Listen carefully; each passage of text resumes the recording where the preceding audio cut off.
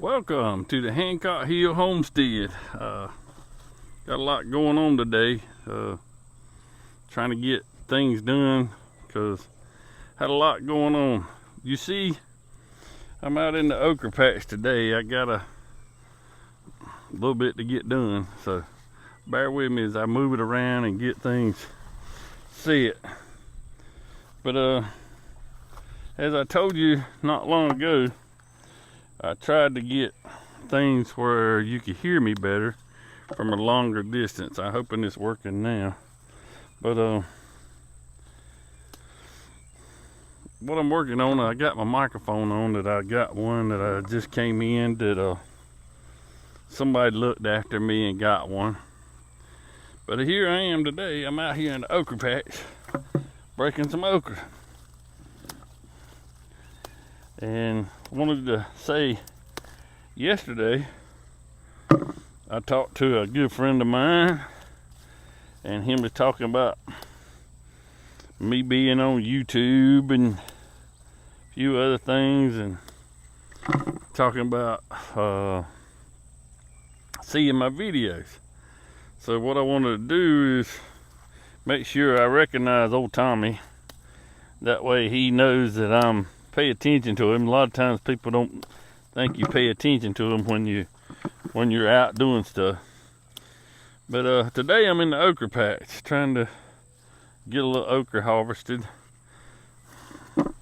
get it ready for me to maybe have a little bit of something a little better. Just wanted to kind of go over a few things. I've had one or two questions in the past. Says, well, where did okra come from? And where does it grow?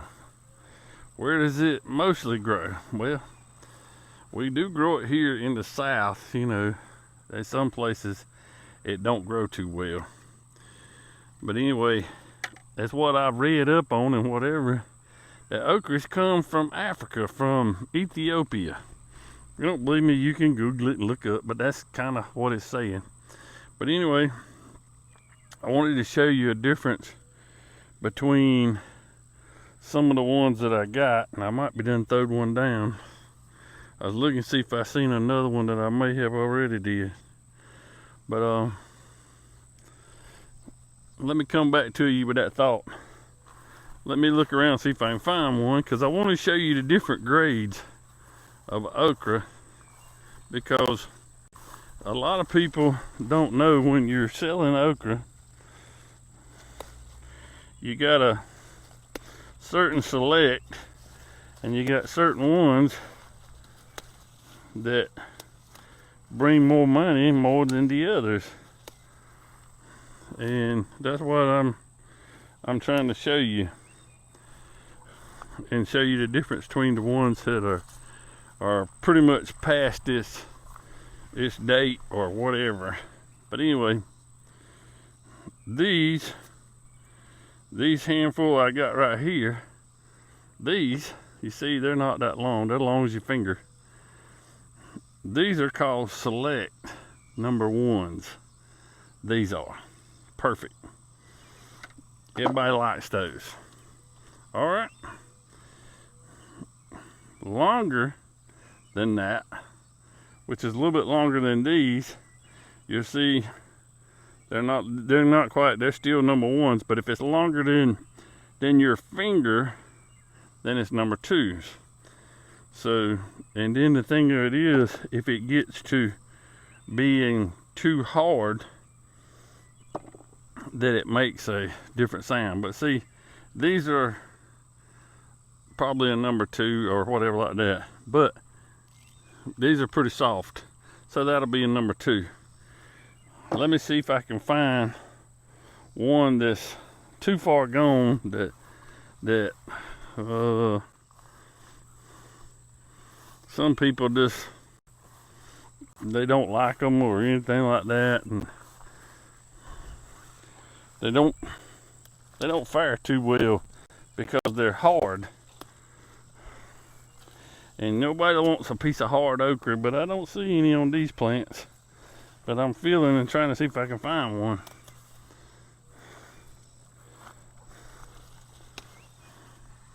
So far I ain't found one. I may have to look on. All right, I got one. But here's another one. All right, here we go. You see these?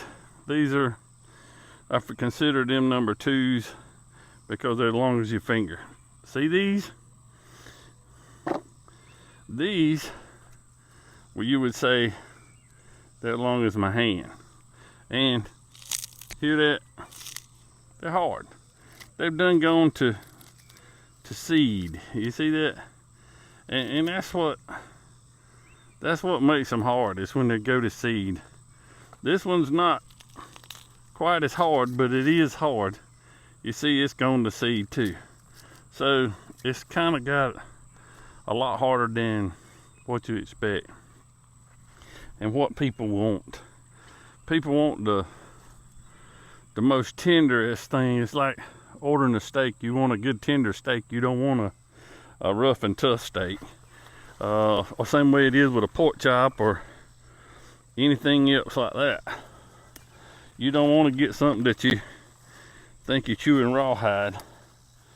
So you have to pick and choose which ones you want. Yeah, and I have been selling okra in the past, but this year I've kind of had a problem with my okra. And there's another one of those that's hard. Throw it down, you don't need it. It's no good except to go back into the land for fertilizer or something in that nature. You know, it'll eventually go back and rot. And there's another one. You see, it's really big. I throwed it down. I got some that's when it was putting on, it only put 1 or 2 here and yonder, and I'm not going to be able to go all the way with the microphone on all the way to the other end. So what I'll do is I'll just work right here close to where the camera's at and fill you in. But yeah, this comes from Africa. I don't know whether it followed the trade ships into the south or however, but I know it's a delicacy amongst southerners. Some people don't like it because it gets super slimy, but the thing of it is very good fried. You can fry it, boil it, bake it, saute it, do many things with the okra to make it fit your taste. Mostly we like it fried with no breading. I mean, some people bread them and bread it and do other things like that, but to grow okra, it takes a lot of dry, hot weather, and people don't realize that. And it's also not a very heavy nitrogen thing, but it's more of a fertilizer thing. It doesn't like the triple 13 or the triple 17 or the 21-0-21. It's a 10-10-10 type of vegetable that it likes. But that's why I said it's something else. I got friends and neighbors passing, but it's just something else to be able to share with you on today. I'm not getting that much okra. You see, I already picked out a good bit, not really getting a whole lot, so y'all bear with me, and we'll walk back down through here and get some more and go a little further down the road, so that way I don't lose you guys on my microphone. But you see how the rows look. Yeah, these are pretty big plants, but the thing of it is, when you first start out with it, it's usually tough on the back because the plants are only about 1 foot tall. These is about 3 foot tall, and they usually make the pods. If we'd have been out here earlier, I could have showed you a flower, but it makes a pretty yellow flower. The pollinators love them. They love to come and get them. And here's a flower that's already done bloomed out, and it's drawn back up. It's shriveled up. So it's done what it needed to do. It's been pollinated, and it made a small, tiny okra pod. You see? It made a little tiny one, which grows up to be a bigger one. So I'm not wasting that pot of okra. It's just, I use that as just to show you guys. And you see, I'm breaking it with my bare hands. Not everybody can do that either. A lot of people like to have their gloves on. And the reason they have their gloves on is because it has a little tiny spines on them that make you itch. Some people have to wear long sleeves, stuff around their face, stuff around their necks, everything else, long sleeves, because it just eats them alive. They just can't hack being out in the okra patch because it just about makes them itch to death. Me, I don't know whether I'm immune to it or what, but I've been doing it for a long time, I guess, and I'm kind of, I guess, just fixated on it. But anyway, wanted to show y'all about the okra patch. I know I talked about it earlier in some of my other videos, but that's what I said. I got some late corn coming over here. You can see it. I'm working on it. Hopefully it's gonna come around and get to make some vegetable soup. My sweet potatoes are doing good. The cabbage and all I planted a little late. They're doing super good. And I got another variety of okra that's probably about 100 and so foot away from here. That it's called the Star of David. I wanted to try it. It makes it bigger round, but it's shorter, and it does that due to, so it makes a better soup type okra. So maybe later on I'll get one of those. But somebody asked me what the name of this was.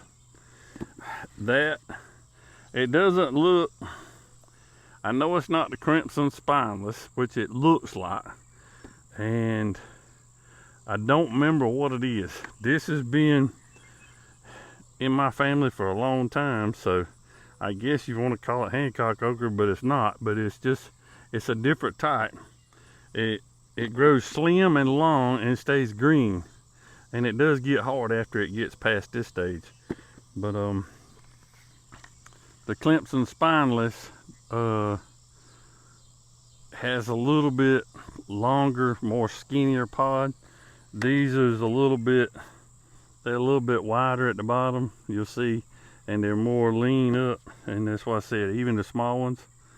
But it's sort of like the crimson spineless. But my daddy had these same okra seed for as long as I can remember, and I've been using them. So what I do is let these, at the end of the year, end of the season before the frost comes, you let the stalks grow up taller, and you get some pods in the middle, so you let them grow up to be big and hard like I showed you earlier, and you let them dry out. Let them dry out here in the field.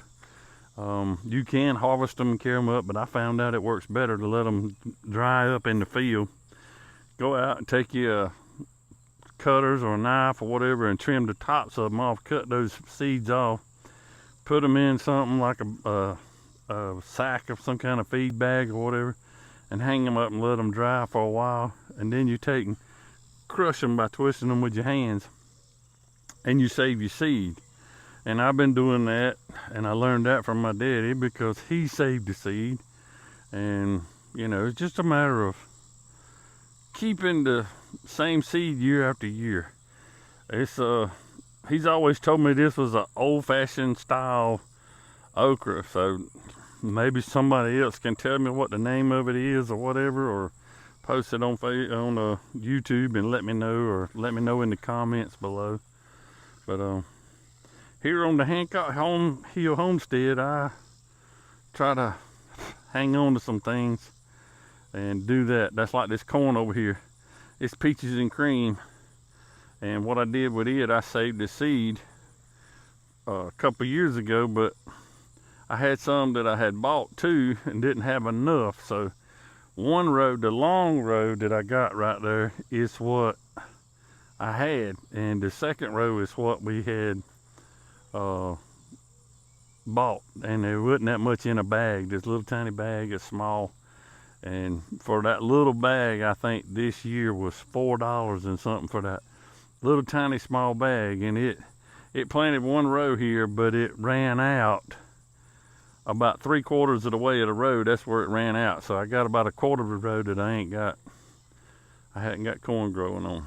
So, but anyway, it's looking good over there. It's looking really good to be in us in this drought situation. Yeah, it is dry, it is hot. Even though we've had rain 2 or 3 days this week, I can probably kick up dust out here. I mean, we had a torrential downpour and it's still dry. The heat is unbearable. I mean, so I know some of y'all say it's hot wherever. I said, yeah, it is. It's hot. And I just saw one of those pods there, and I have a ADD, and that's what I said. That's one of the pods I was talking about. It's starting to dry. You can see the brown on it, whatever, and it's hard. And if I don't get this off, what happens is the plant shuts down and it quits making. So you got to get these off so to keep bearing. And you see, the seeds are falling out. That's what I said. You have to let them dry a long time.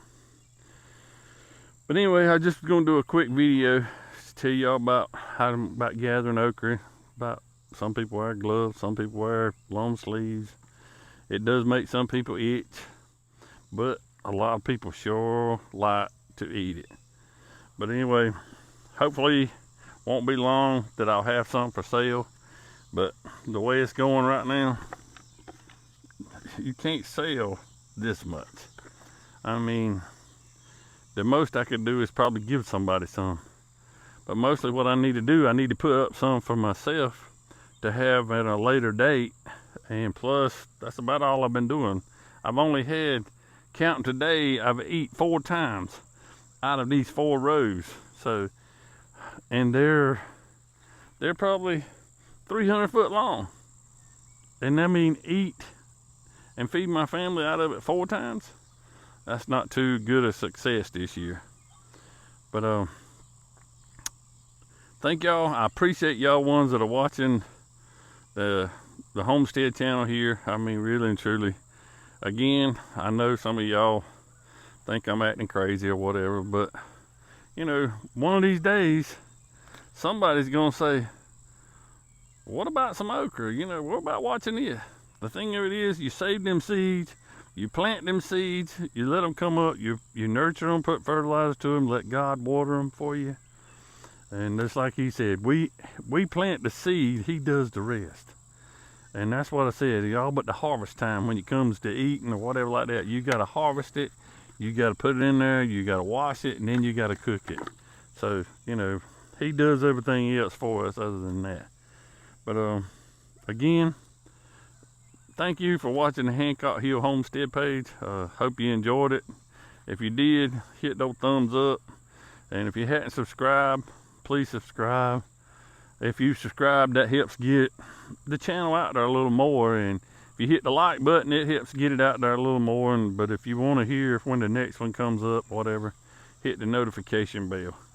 Also, tell a friend about it. You know I've had a lot of people this week come up and tell me, and some of Rusty's friends he went to school with, my son, has come up to me and told me they enjoy watching it. So I'm not trying to be a know-it-all or anything. I'm just sharing what I'm doing. Don't be too judgmental. If you know what it says about being judgmental, it means you'll be judged by the same book. So be careful. But again, thank you. Hope y'all have a good one. I'll see you on the next one.